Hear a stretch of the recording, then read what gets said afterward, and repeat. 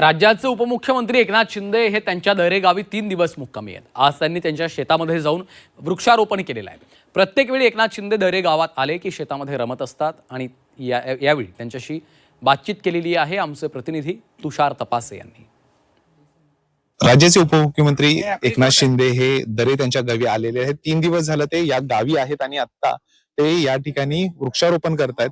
खरं तर या भागात ते आले, या ठिकाणी प्रत्येक वेळी ते आल्यानंतर ना इथं शेतीमध्ये रमत असतात, त्यांना फळझाडं इथं लावायला आवडत असतात आणि मोठ्या संख्येनं खरं तर इथला जो भाग आहे हा त्यांनी हिरवामय करून टाकलेला आहे।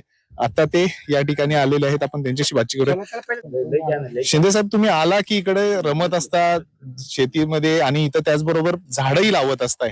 झाड हे पर्यावरणासाठी दुसरं पर्याय नाहीये। वृक्ष लागवड मोठ्या प्रमाणावर केली पाहिजे प्रत्येकाने, ही काळाची गरज आहे। त्यामुळे आलो की मी मोठ्या प्रमाणावर झाडांची लागवड करतो, वेगवेगळ्या व्हरायटीची।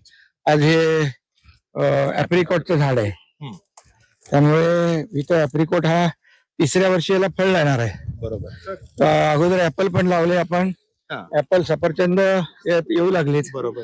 आणि आज आवाकडू, ऍप्रिकॉट आणि प्लम असे 3 तीन वेगळे झाडं लावताय। इथं कॉफीचा पण प्रयोग तुम्ही केला होता, त्याचबरोबर सफरचंदाचा प्रयोग तुम्ही केलेला होता, तो यशस्वी झालाय। हो, यशस्वी झालाय। कॉफी पण यशस्वी झाली आहे। मोठ्या प्रमाणावर तर कॉफीची पण लागवड या भागामध्ये आम्ही करतोय। एकूणच या ठिकाणी आल्यानंतर ना शेतात रमतात, त्याचबरोबर इथं फळझाडांची लागवड करणं त्यांना आवडत असताना मोठ्या संख्येनं इथं झाडांची लागवड त्यांनी केल्याचं आपल्याला पाहायला मिळतंय। तुषार तपासे, झी मीडिया, दरे, सातारा।